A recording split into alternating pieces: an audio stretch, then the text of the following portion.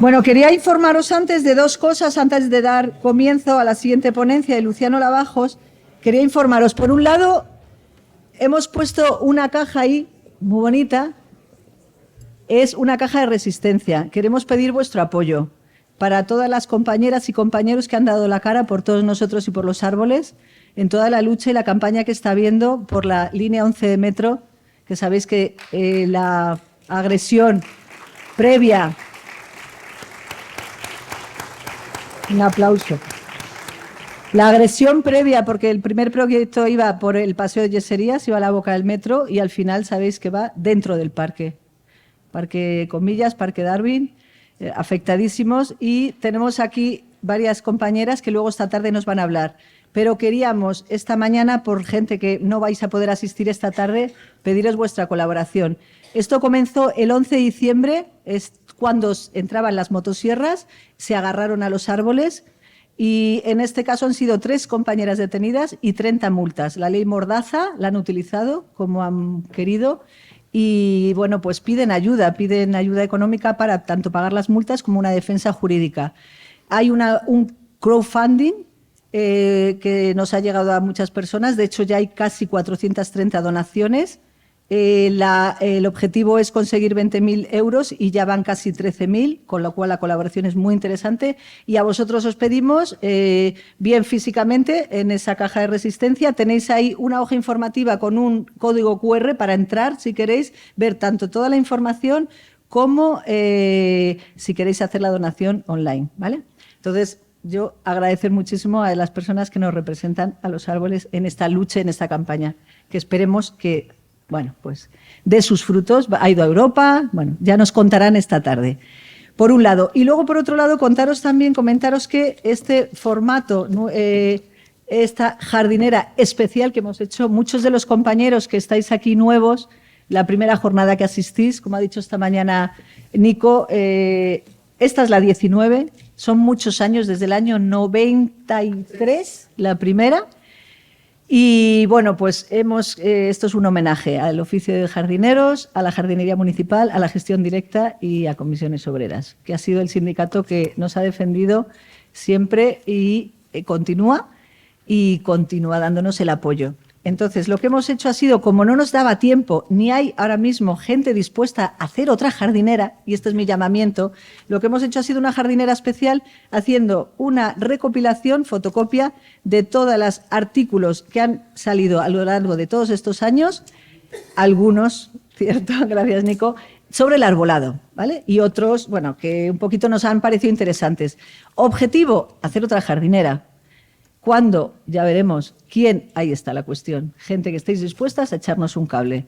Bien aportando artículos profesionales, artículos sindicales y, hombre, no hay que poner tampoco recetas de cocina, pero da cabida a muchas cosas y gente también dispuesta a elaborarla, ¿vale? Entonces, si queréis, si os parece y estáis interesados algunas y algunos, luego, como vamos a tener todo el día, nos dais el contacto, nos ponemos en marcha y es cuestión de, bueno, pues si queremos, nos ponemos a ello.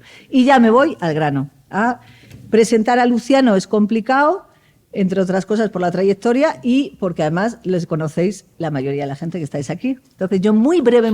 Así que casi mejor que ni me presente, porque pues como nos conocemos todas.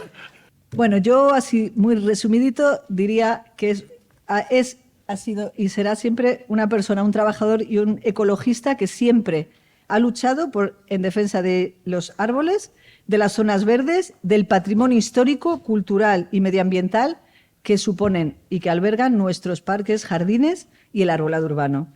Siempre ha defendido y promulgado y puesto en marcha la sensibilización y y educación ambiental, algo tan importante y una pata que cogía muchísimo para que realmente conozcamos y sepamos y aprendamos a defender nuestro patrimonio arbóreo y vegetal. Yo le conozco desde la campaña de Ecologistas en Acción, allí por los principios del año 90, de podarnos mutilar, cuando se comenzaba a escuchar eso de que no, pero si esto es lo que se ha hecho toda la vida, si el árbol reacciona muy bien, lo que nos contaba antes María, como el árbol reacciona, pues parece que eso es lo suyo.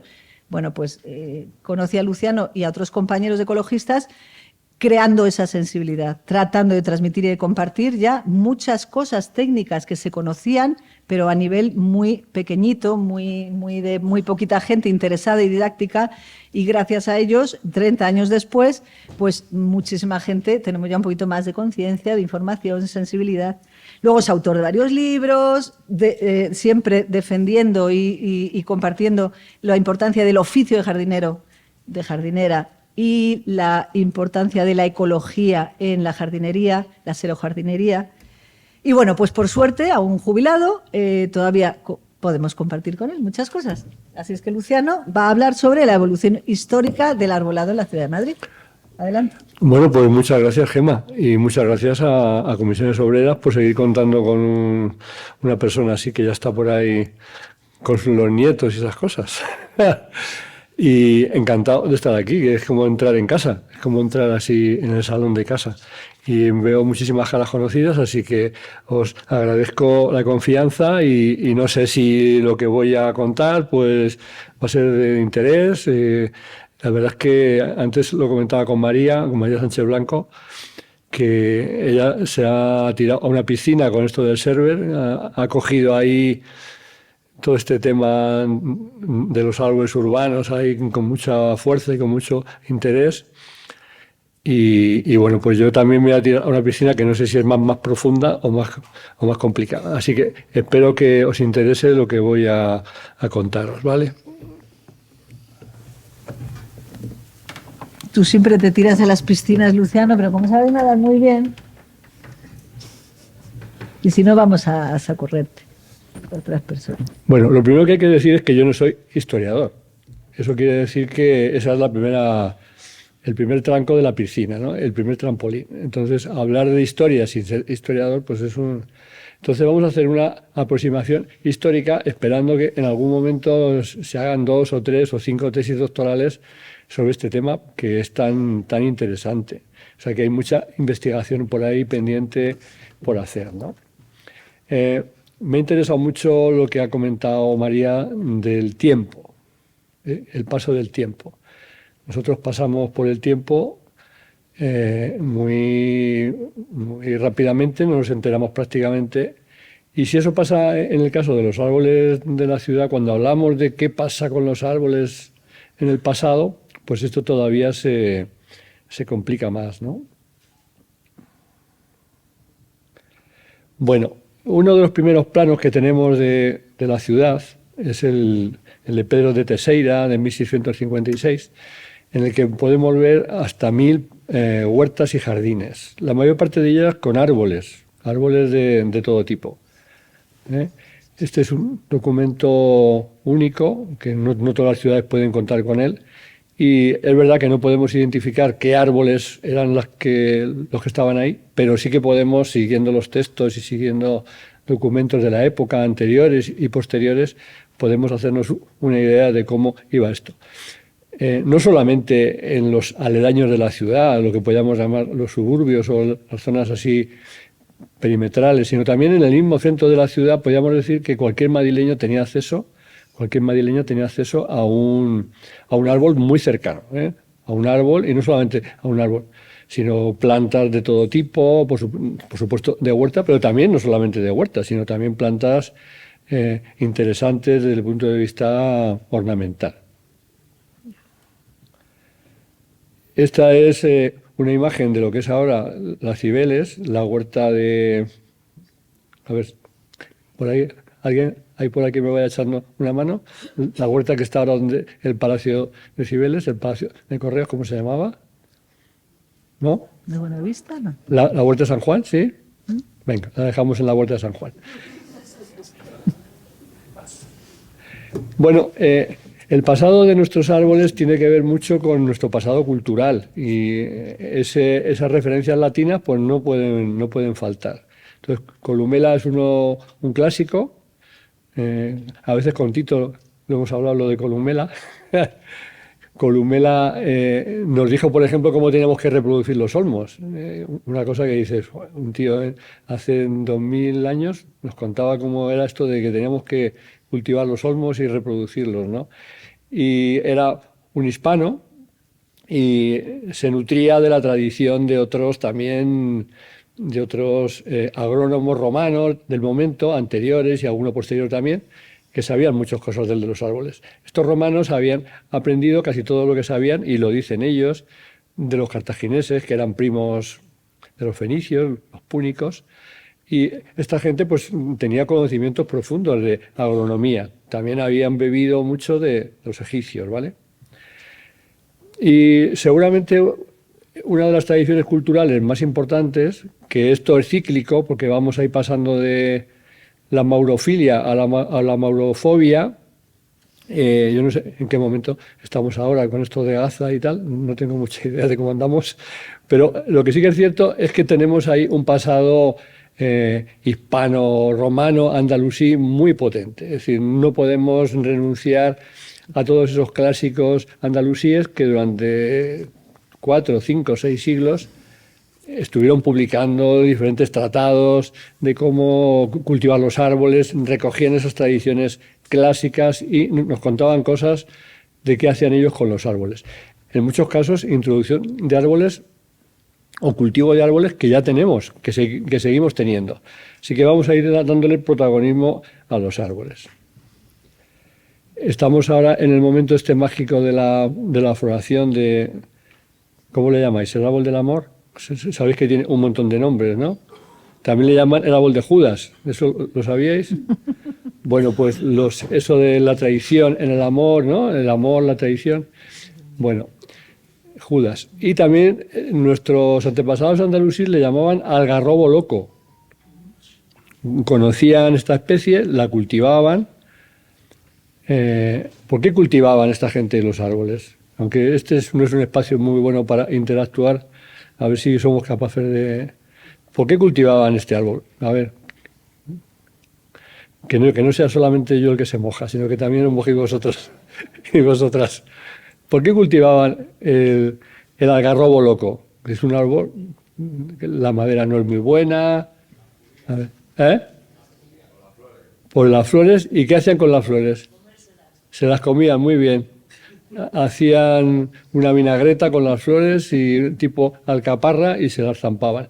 Y también era un árbol astringente, ¿eh? Un árbol que la corteza y las hojas pues también tenían ahí ciertas propiedades medicinales. En todos los árboles del amor, en todos los cercis, pasa esto.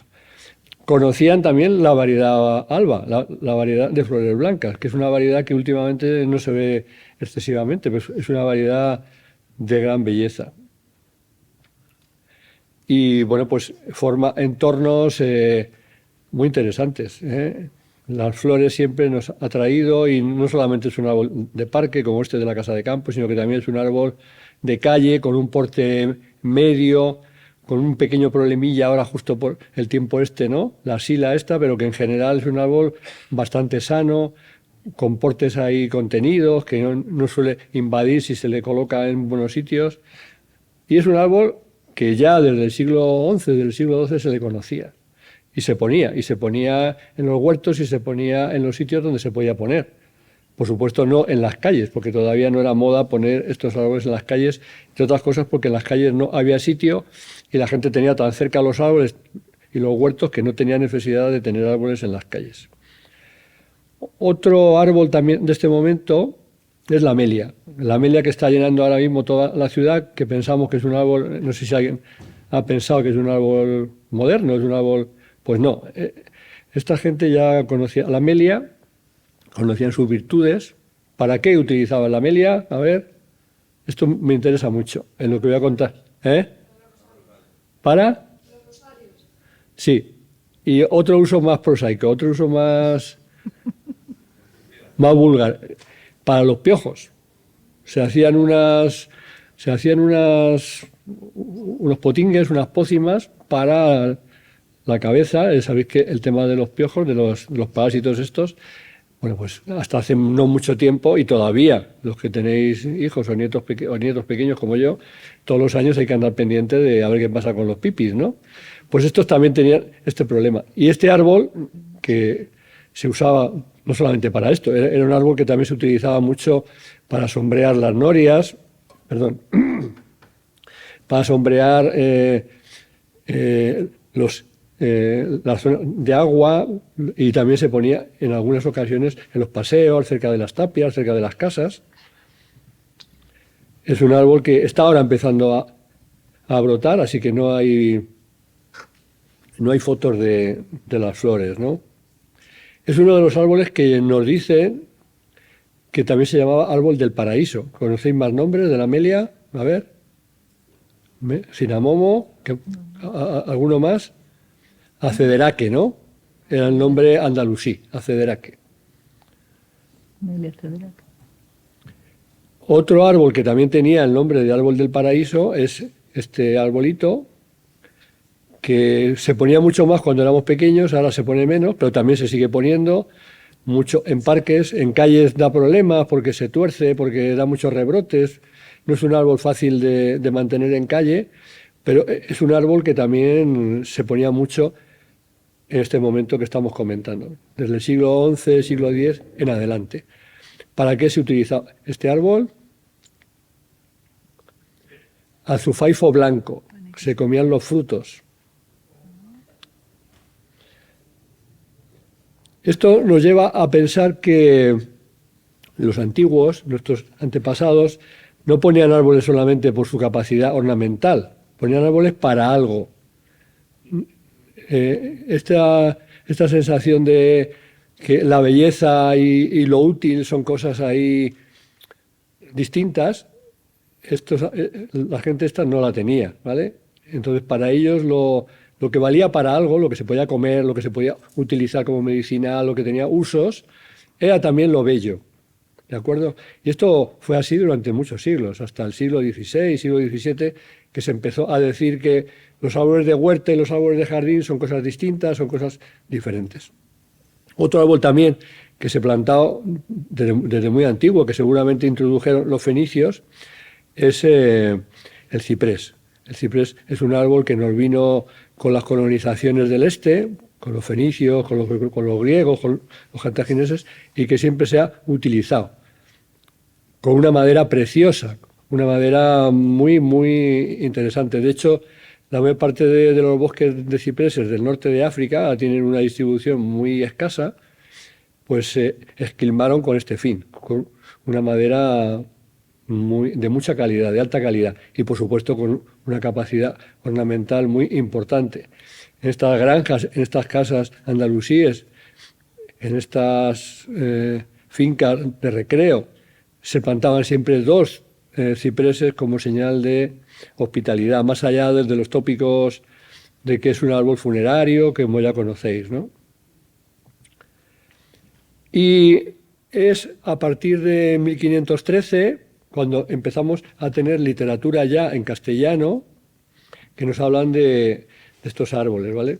Que nos hablan de los árboles que estamos comentando y alguno más.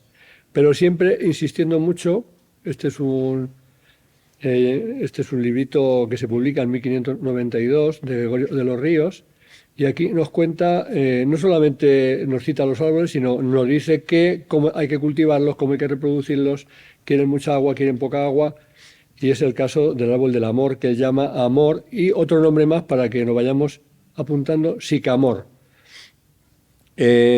Aquí también, por ejemplo, nos habla de los granados. Algunos frutales, muchos frutales, pasaron directamente de las huertas de los cultivos frutales, a la jardinería, y eso todavía sigue pasando, ¿vale?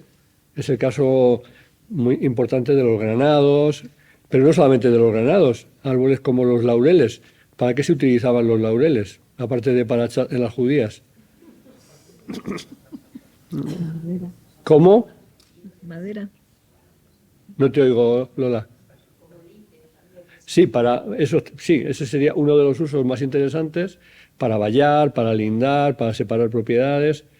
Tenía desde la antigüedad una función protectora, no solamente para coronar a los héroes y a los generales, aquello del esclavo que iba con una corona de laurel detrás del César, diciéndole al César, eres mortal, eres mortal. Eso se hacía con hojas de laurel. Y el laurel también tenía esas propiedades, por ejemplo, se ponía muy cerca de las cunas de los niños para protegerlos. Es un árbol protector. Algo no muy bien visto por la Iglesia Católica, que decía que el que pone un laurel muere con él. Esto pasa siempre. Cuando había algo ahí ancestral con alguna reminiscencia pagana, pues siempre se comentaba esto. Bueno, y llegamos a los olmos. El olmo es el árbol protector. Tenemos esos árboles frutales que tenían esa función de comida, que tenían esa función de uso. Y los olmos, ¿para qué los usábamos? ¿Qué función tenían? Los seres humanos no plantamos árboles y el gasto de sacarlos de la tierra y reproducirlos gratuitamente. Lo hacemos por algo. Y los olmos también tenían esa función.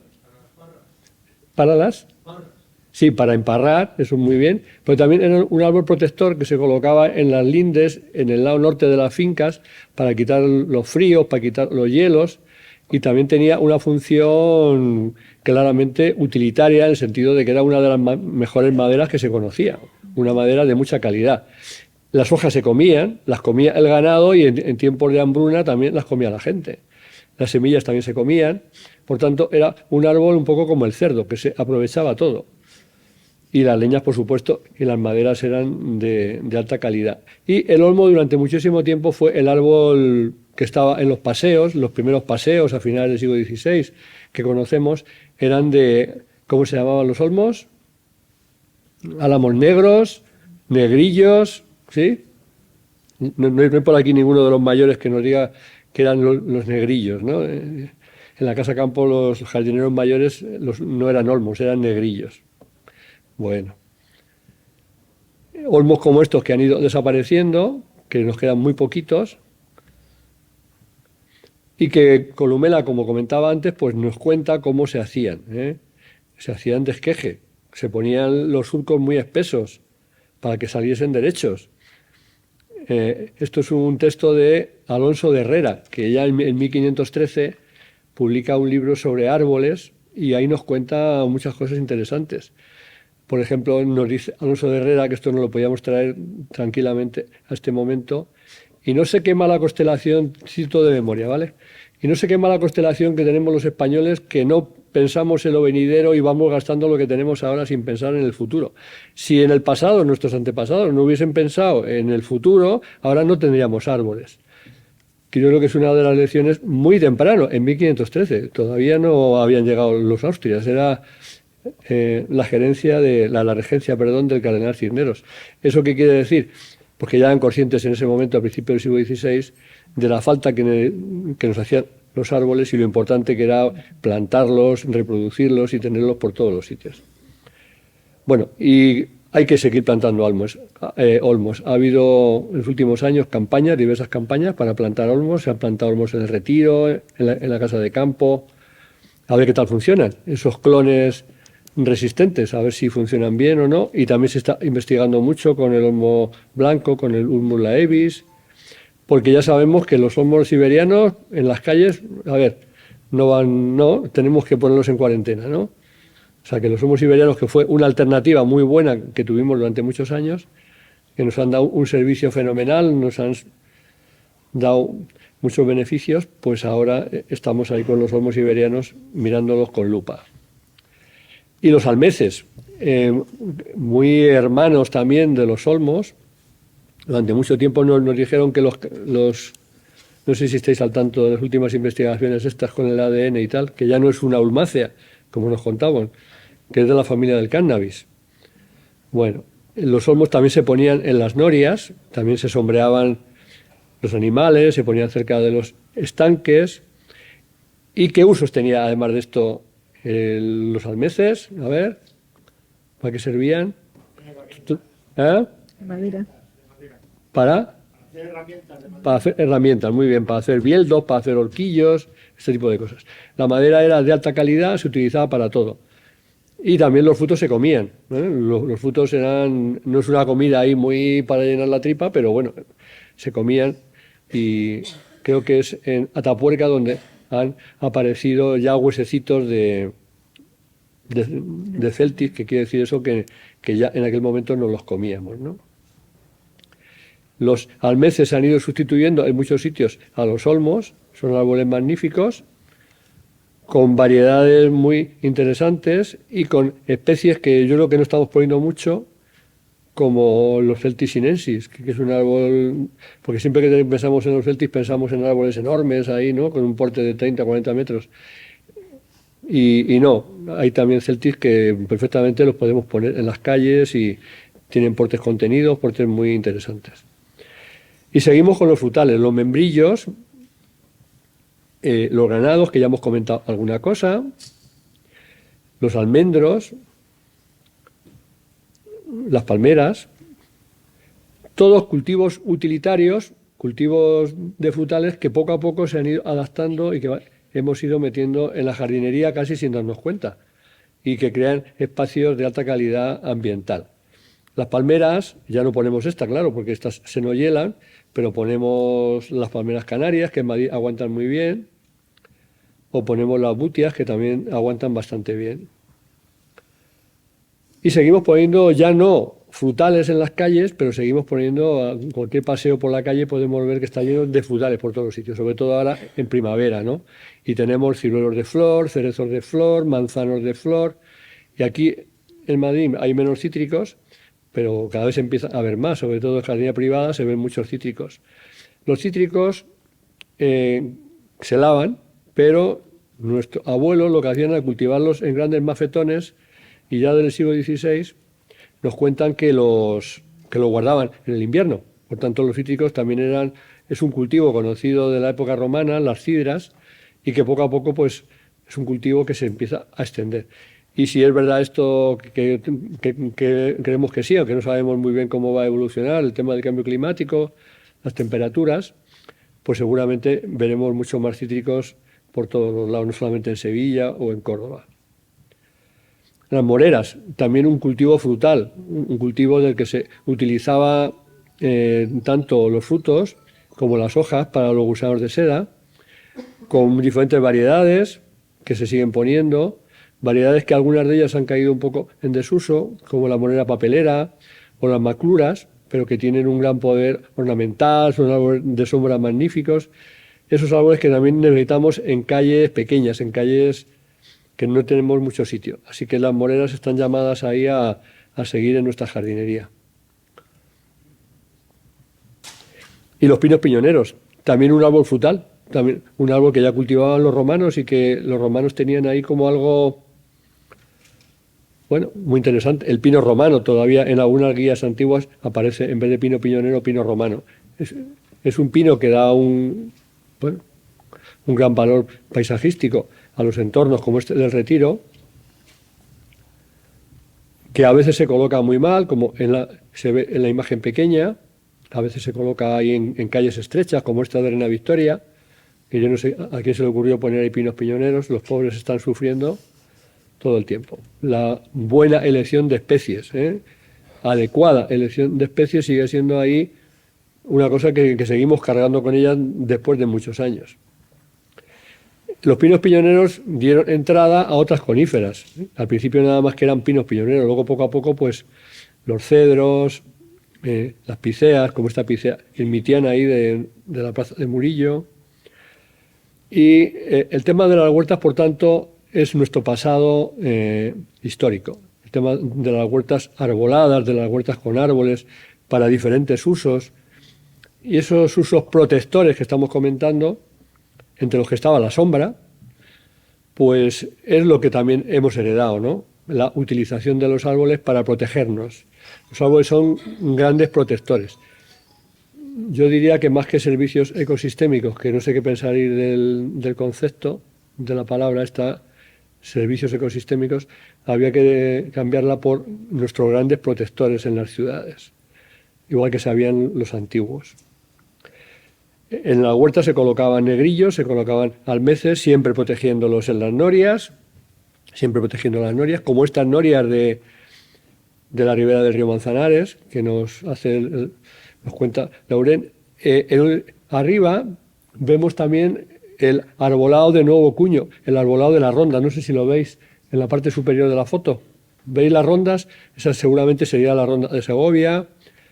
Y son las rondas, junto con los paseos del Prado, los paseos de los Jerónimos, Recoletos, los que también se empiezan a arbolar ya a mediados del siglo XIX. Fijaros qué semejanza entre este paisaje de la Ribera del Manzanares con este otro actual de los viveros de la Casa de Campo. Las únicas huertas tradicionales con árboles, con cultivo de árboles, con reproducción de árboles que tenemos en Madrid. No quedan muchos sitios como este. Por tanto, el valor patrimonial de estos sitios pues tiene muchísimo interés. A veces se desprecian un poco los viveros, ¿no? Hay un sitio que se cultivan árboles. Ahora mismo estamos inmersos ahí en una posible restauración o restitución, no se ponen de acuerdo en el nombre. Y no se valora que seguramente ya desde época romana todas estas huertas, todas estas fincas, pues eran sitios donde se cultivaban árboles y donde nuestros abuelos pues tenían ahí, bueno, gastaban ahí su tiempo cultivando árboles. ¿Veis esta foto que seguramente son negrillos? Ahí están. Y entramos ya final del siglo XVIII, en el que los olmos, por sucesivos problemas, y también porque hay que ir cambiando, pero sobre todo porque empezaban a dar muchos problemas.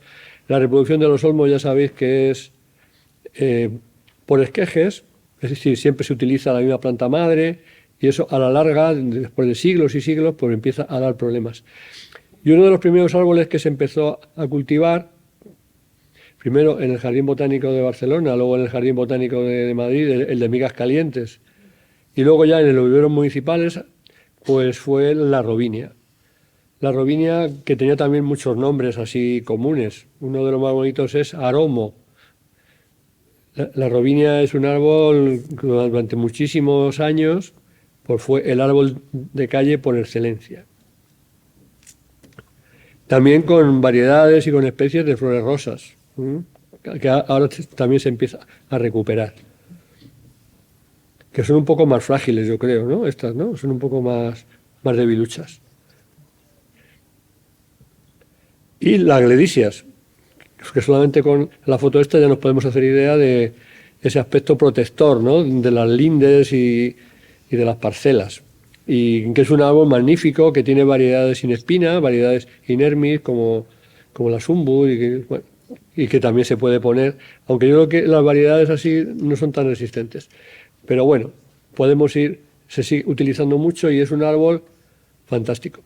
Y durante muchos años está la sófora, que seguimos poniendo mucho, a pesar de, yo creo que desde que supera el 10%, ¿no? Pues pero seguimos usándola porque es tan buena, es tan magnífica que seguimos utilizándola. Y nos dicen los cronistas de la Ilustración que prácticamente el 80% de los árboles a mediados del siglo XIX eran olmos y estas tres falsas acacias que vemos.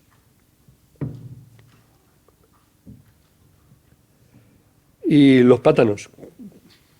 ¿Los plátanos para qué se usaban? ¿O estos ya los poníamos solamente porque eran ornamentales? Esa idea de la belleza y lo prosaico y que es lo mismo y eso, ¿cómo lo veis? Os quedáis un poco ahí.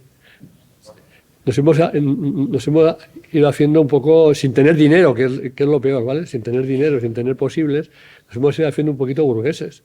Era imposible hace 50 años que la gente mayor no considerara que si algo no era útil, no era bonito, no era bello.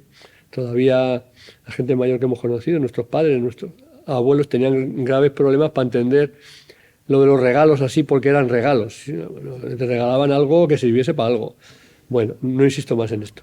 ¿Los plátanos para qué servían los plátanos? Aparte de para estar muy en el Paseo del Prado, estos árboles así centenarios ahí que se salvaron ahí, ya sabéis, ¿no? En un momento crítico.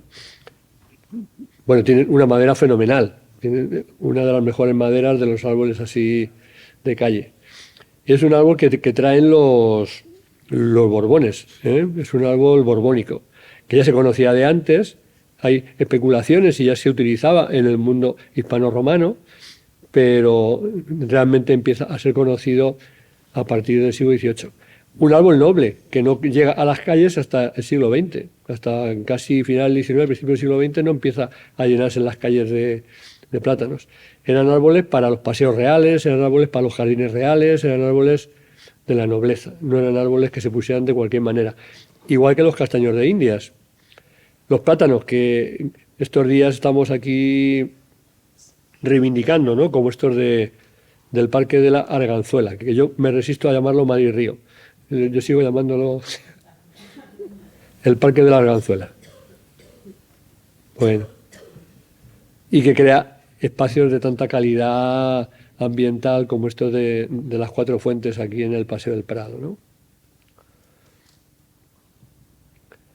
Que muchas veces los colocamos fatal. Nuestros padres los colocaron en calles estrechas, donde no pueden funcionar, donde nos vemos obligados a estar siempre reduciendo copas y que no sabemos muy bien qué hacer con ellos, como comentaba María y los compañeros anteriores, ¿no?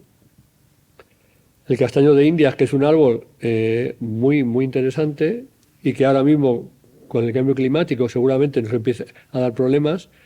Son muchos árboles los que se nos queman, las cortezas, muchos. Ya antes era el castaño de Indias, ahora se queman todos. Se queman los almeces, se queman los tilos, se queman los arces, se queman todos. Y les ponemos arpillera alrededor esperando que no se quemen, pero al final muchos de estos árboles, hicimos un paseo con la gente a la tala hace un par de meses, en la ronda de Valencia, todos los arces negundos están quemados, todos. No hay ninguno que se libre. Y yo creo que hace años no estaban quemados, no funcionaban muy bien, pero no estaban esas fendas, esas heridas enormes. Así que los castaños de Indias, aunque hay sitios que están fenomenal, pero tienen este problema importante. Y bueno, pues esta no debería haber estado aquí, pero se coló. Esta foto es el tema de los olmos siberianos y las reducciones de copa, ¿no? En mi barrio, en Vallecas, está sistemáticamente, yo creo que no queda otra, no sé qué pensaréis. A mí me da mucha, porque fui de los que denuncié, como decía antes Gema, los terciados, estos que se hacían en los años 90. Pero una vez que se ha terciado un olmo siberiano, ¿qué hacemos con él? Pues tenemos que seguir ahí, y es una pena. Y esto ya forma parte de nuestra historia. Estos árboles, ¿qué hacemos con ellos? Estos olmos siberianos, como este aquí de la avenida de la Ronda del Sur, pues lo tenemos muy complicado, ¿vale? No sé cómo ando de tiempo. Yo creo que he ido muy deprisa. No, vas bien, Luciano. ¿Cuánto tiempo En teoría acababa ya, pero como hemos empezado con retroceso y tenemos un poquito de margen, que luego hay un desayuno. Pues es que quería contaros otra cosa. Como da tiempo. Hay margen. ¿No tenéis prisa? Quitan el desayuno por ti, ¿verdad? Es que os quería contar. Bueno, ¿hay algún comentario sobre esto así? ¿Algún comentario así rápido sobre esto? ¿O me he ido mucho a los frutales y he hablado poco de los árboles que nos interesan de sombra y tal? No sé. Preguntas. Bueno, yo creo que las intervenciones anteriores han dejado, y las que van a venir después van a dejar muy claro. A ver si puedo poner el pincho este.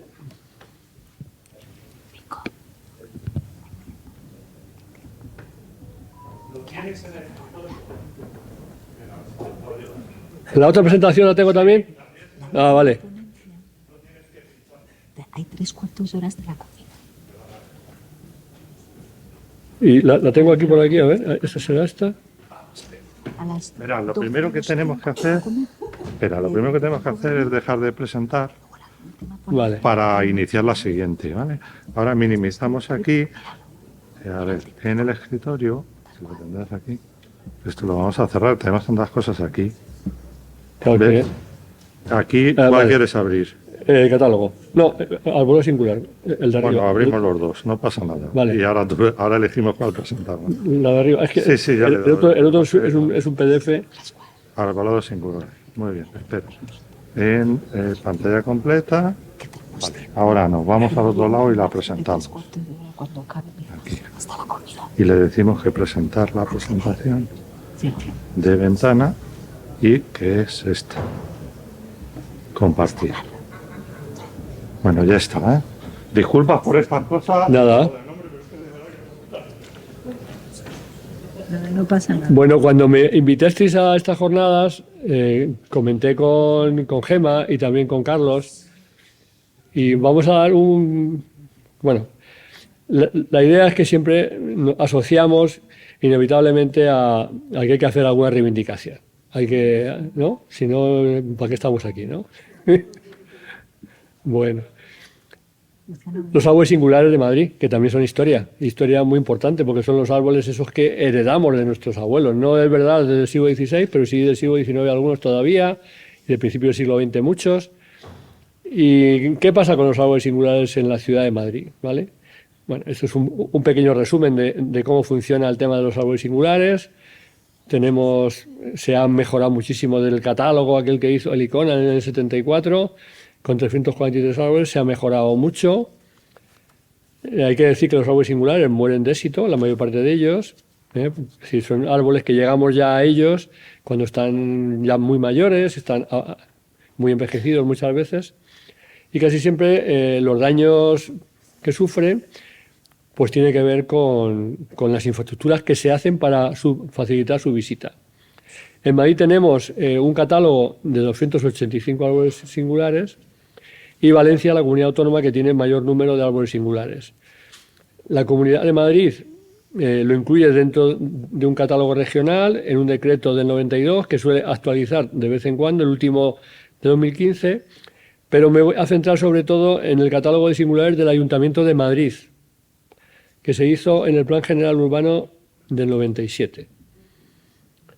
Bueno, este catálogo tiene unas 800 fichas de árboles aislados, grupos de árboles, arboledas, que jamás se ha actualizado, que nunca se ha actualizado. Si se hizo esto en el Plan General, se colgó ahí el documento, que está muy bien, para la época, en 97. No se mecanografió, pero casi. Que aquello todavía no había los medios que hay ahora, ¿no?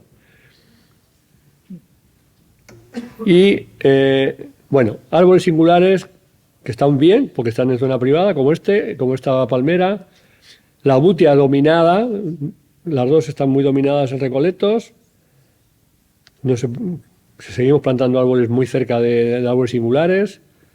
Bueno, estos son del catálogo de la comunidad, ¿vale? La mayor parte de ellas. La verdad es que tenemos un tesoro. Estos son magnolias del catálogo municipal del Prado, unas magnolias centenarias fenomenales. O estos pátanos que antes también la hemos visto antes en la fuente de Apolo. Y que también antes comentaba también que se salvaron del Paseo del Prado, no se hicieron las obras por esto.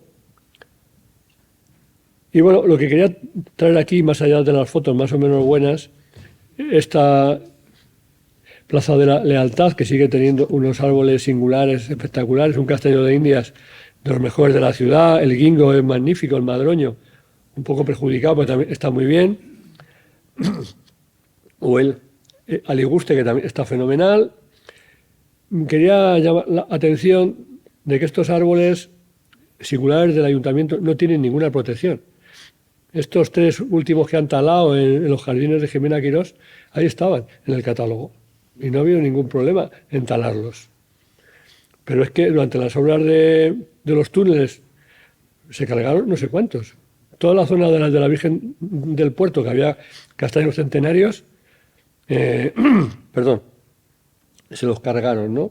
Entonces quería, no sé si hay aquí algún responsable municipal.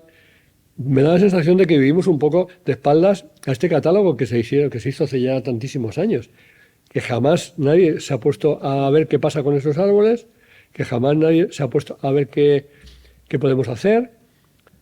Y bueno, a mí me parece como muy insólito, ¿no? Bueno, es una cosa que está muy desactualizada, es una cosa que se hizo hace mucho tiempo, es una cosa que, bueno, pues simplemente traeros aquí este tema a vuestra atención y ver si podemos hacer entre todos algo, ¿no? con estos árboles que ya digo que están totalmente desprotegidos. Me da la sensación de que muchas veces se ven como estorbos para las obras, se ven como algo que nos molesta, ¿no? En vez de verlo como una cosa, es decir, más allá de los discursos ahí de que los árboles son muy buenos y que hay que cuidarlos y tal, que está muy bien, en el caso este es pura mercadotecnia ambiental, pura propaganda, ¿no? Entonces, bueno, pues simplemente comentaros así este asunto, y si en algún momento os animáis a hacer algo con esto, pues contar conmigo. O mejor yo cuento con vosotras también para este asunto, ¿vale? Pues nada, un repasito por los singulares, que también tenemos bastantes en el retiro. El otro día se hizo la fiesta del árbol en el retiro haciendo homenaje a los singulares del retiro. Y yo decía que está fenomenal, que no pasa nada, pero cuando luego ves lo otro dices, mal asunto, ¿no? Bueno, pues muchísimas gracias.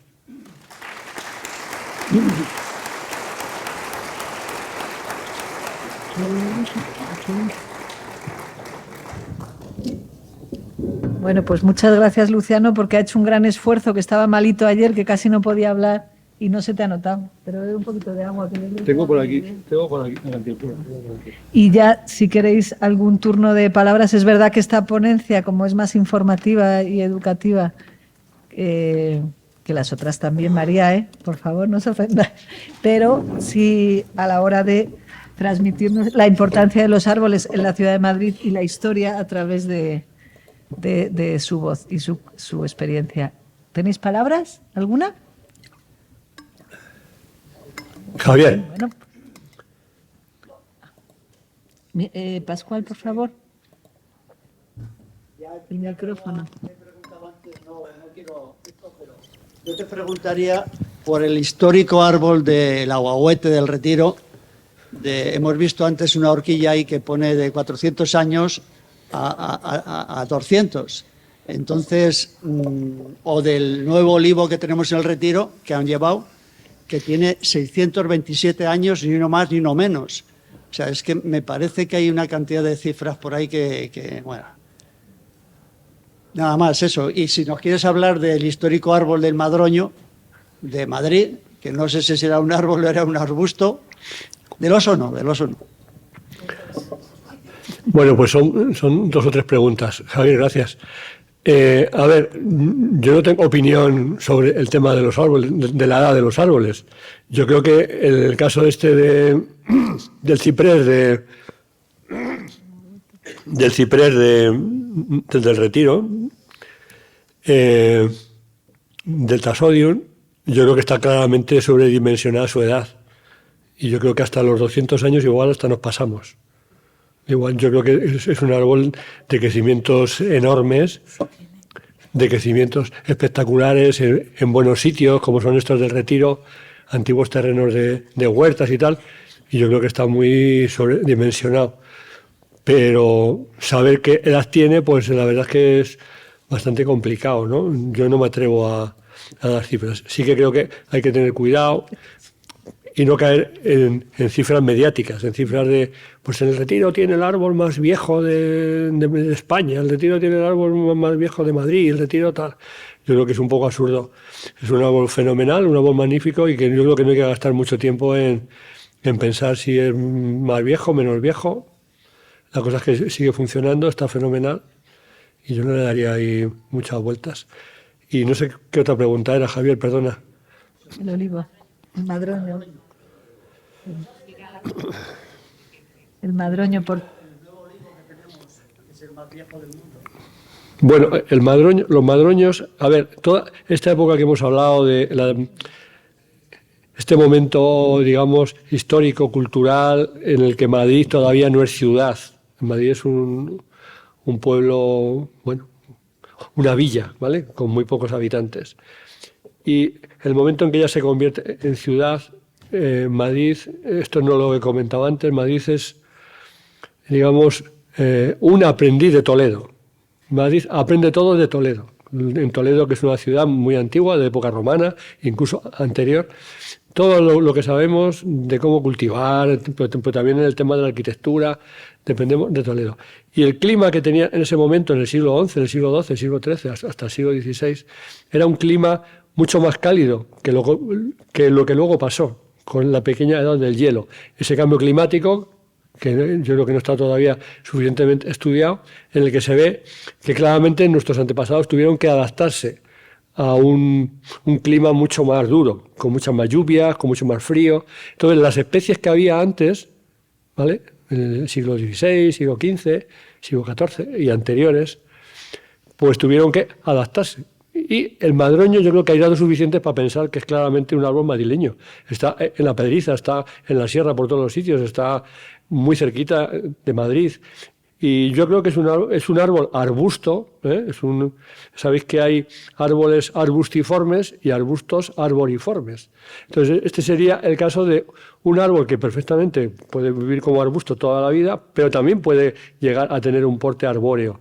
Es verdad que con varios brazos, es verdad que es un árbol ahí un poco, no es la idea del árbol, del ter del árbol, ¿no?, con el fuste definido y la copa y tal, pero debemos cambiar esa idea de árbol por árboles que tienen otros portes, otras posibilidades. Y yo creo que el madroño está ahí. Es un árbol que pertenece por propia a la historia de Madrid. No sé si la osa esta del oso y el madroño, que creo que era osa, era cierto. Yo creo que sí, porque la leyenda, sabéis lo que cuenta, ¿no? Que la reina Isabel, no sé qué, que había un oso en los alrededores de Madrid, que tuvo que salir a cazarlo porque molestaba a los vecinos y rompía los huertos y tal. Pues por ahí. Es decir, yo creo que en cada momento el madroño tiene también usos. Hemos hablado desde el laurel. El madroño era comida de pobres. Los frutos del madroño se recogían, no se perdía ni uno. Y la gente se lo comía. No solamente por el aguardiente, que es una costumbre más o menos actual, ¿no? No es muy antigua. Pero la gente cogía los frutos del madroño y se los zampaba. Porque era comida como las bellotas, que también se comían. Es decir, durante mucho tiempo se comía lo que entonces los madroños tenían esa historia. Y nos comentan también los agrónomos andalusíes cosas del madroño. Pero bueno, si tenéis interés, ahí están los libros estos, ¿no? Si me permites un comentario a Javier, que es que me lo ha recordado su pregunta. No sé, en la zona de Montes de Toledo, dentro de lo que es el perímetro interior del Parque Nacional de Cabañeros. No sé, pásales. Perfecto. Sí, gracias. Perdonad, era un comentario con relación a la pregunta que acaba de hacer Javier.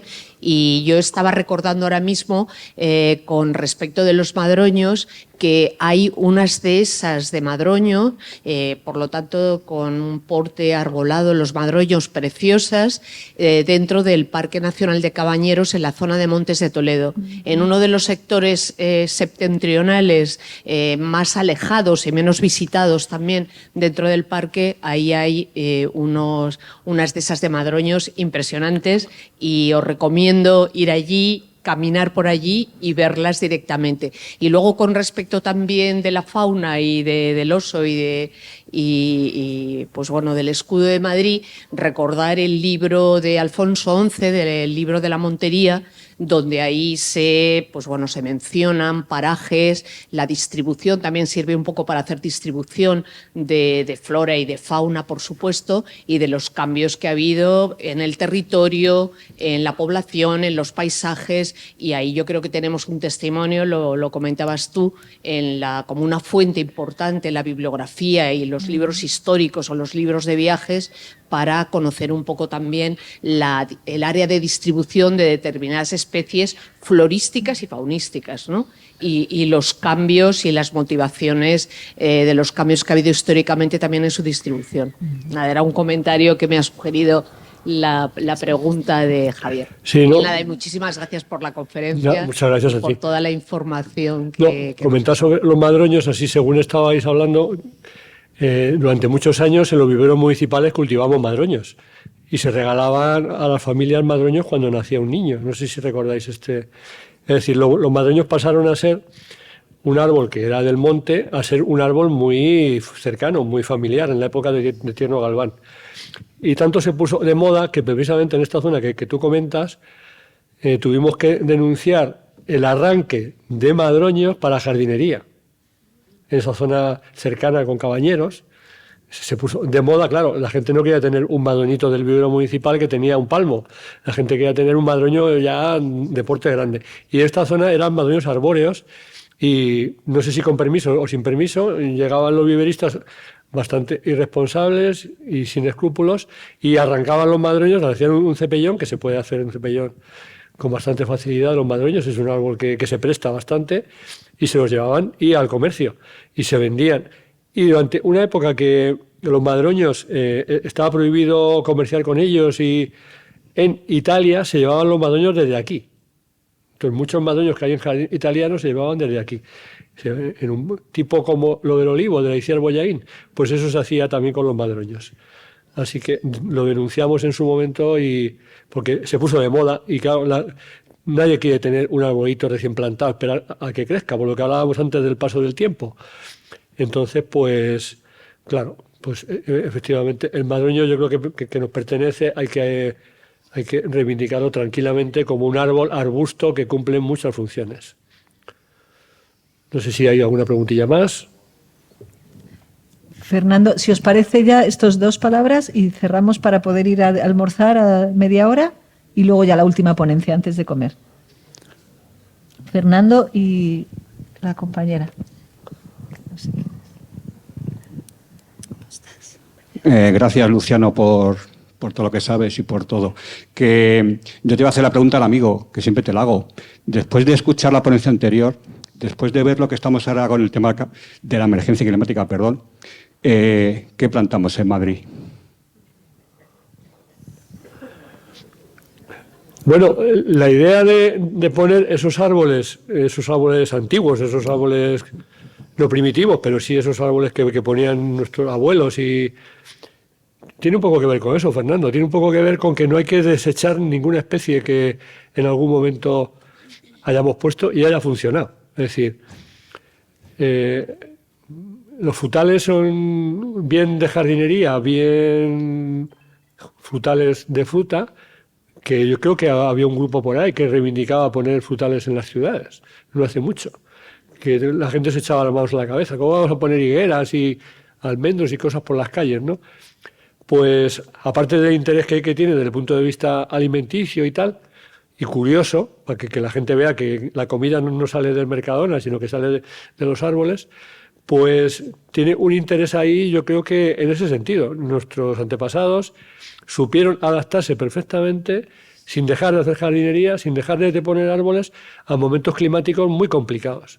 Entonces, pues eso, esos árboles que ya del siglo XI para acá, que es hace muchos años, funcionaban bien, no podemos desecharlos, no podemos.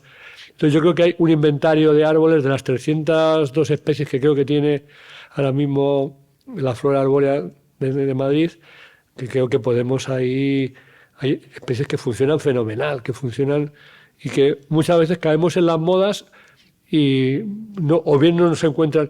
Yo recuerdo en el vivero de la Casa de Campo teníamos un cuadro de moreras papeleras. Toda la zona de Ciudad Lineal, San Blas, hay un montón de moreras papeleras viejas. Es un árbol fenomenal que se adapta a los suelos peores del mundo, que vegeta fenomenal. Hay que tener cuidado, igual poner los machos en vez de las hembras, pero esto pasa con todas las moreras. Pues yo creo que hay que hacer ahí un trabajo de investigar y un trabajo ahí de ver que hay muchas posibilidades, hay muchas cosas que podemos poner. No caer. Yo creo que ahora mismo el ayuntamiento en ese sentido, el manual de la plantación que hicisteis vosotras hace unos años, ahí lo refleja muy bien, ¿no? Es decir, cada entorno de la ciudad requiere un tipo de árbol y eso requiere una investigación y un estudio pormenorizado de cada barrio, de cada calle, de cada parque, a ver qué podemos poner ahí, sin despreciar nada y sin caer en prejuicios de nada. Fijaros los frutales de flor. Se pusieron de moda hace muchísimos años y ya otra vez están de moda. Otra vez los perales de flor. No ves ninguna calle de la ciudad que no tenga perales. Hay perales hasta en la sopa. Y dices, y es un árbol, es un frutal. Y ahí está, y cumple unas funciones buenas. Yo soy un poco crítico porque cuando lo cultivábamos en el vivero tenía varias historias, ¿no? Tenía la sila, tenía un pulgón que es un pulgón chino que ha venido con estos árboles, tenía ahí una serie de historias que yo decía, el tuercebrotes pero bueno, a pesar de mi pesimismo se está adaptando muy bien el peral. Entonces, pues no podemos renunciar a ninguna especie. Yo creo que todas las especies son válidas, todas. Por supuesto, no poner pinos piñoneros en la calle Reina Victoria en una acera de 2 metros. Ahí no, claro. Entonces, más que a lo mejor la especie es el sitio donde ponemos cada cosa, ¿no? Y hay que seguir experimentando, y experimentar implica equivocarse, implica meter la pata, no tener miedo a equivocarnos. Yo a veces veo que hay como mucho miedo a meter la pata. Meter la pata, pedir disculpas y a correr, ya está. No pasa nada. No hay que estar todo el día agobiado por... Es decir, los técnicos no tienen que tener ahí todo el día la presión de que es que el político en las reuniones o el ciudadano. Por eso es muy importante los movimientos ciudadanos que reivindican estas cosas, claro que sí. Porque eso es lo que está haciendo ahí que esa presión que viene de las empresas, que viene del mundo de la política, que viene del mundo del dinero, se atenúe de alguna manera. Entonces, yo creo que no hay árboles malos ni árboles buenos. Todos son árboles fenomenales. Muchas gracias, Fernando. Pero el plátano, o sea, el árbol adecuado en el lugar adecuado, en el inicio de una plantación, no una obra, sino un nuevo diseño, eso es fundamental. Discúlpame. No pasa nada, todo lo contrario. Yo te quería preguntar, del inventario de árboles singulares que has mencionado, ¿sabemos más o menos cuántos han desaparecido y en qué fases, en qué épocas? Porque, por ejemplo, ahora... Por ejemplo, los cedros del Himalaya, del Jardín Jimena Quirós, que además de ser singulares, son patrimonio de la humanidad por la UNESCO, han caído, evidentemente por el tema de las constructoras, con la excusa del metro.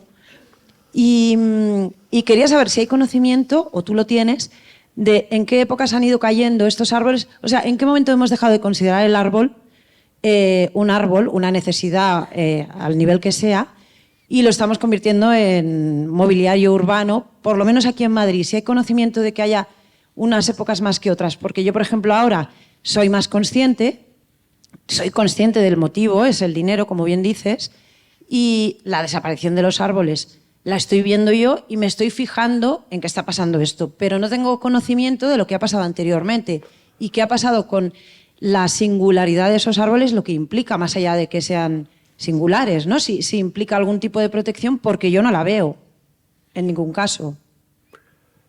A ver, justo lo que he hecho antes ha sido pediros ayuda.